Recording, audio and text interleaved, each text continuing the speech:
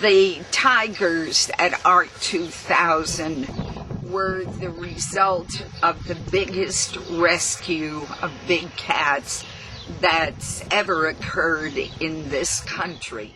Regulatory agents went into this, quote, tiger sanctuary in Southern California and found dead tigers in the freezer, tigers starving, malnourished. It was a horrible, horrible situation. And there were about 150 big cats at the facility. They were crammed into small cages on top of a landfill. They fought over food when they were fed. Some cats had been chained out and left to starve to death. It was an indescribable nightmare.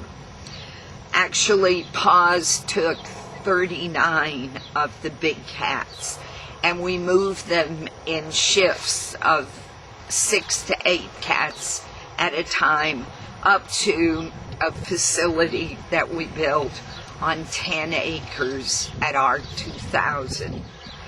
At the facility at ARK, it was amazing to see the cats go through this period of adjustment. We designed it so that each cat, because in the wild, tigers are loners. Now, these cats had been separated into groups of breeders, a male with some females. So some of them were compatible, but they need to have their own food tray and they need to be left alone to eat. So we built them separate den areas where we could feed them, check them for medical problems, and then we have a huge habitat where when we first released the tigers and they came out, they really had never walked on grass.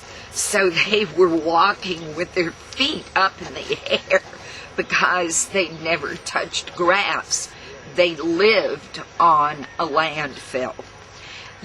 When they first went out, were quite hesitant, but today they barrel down that hill.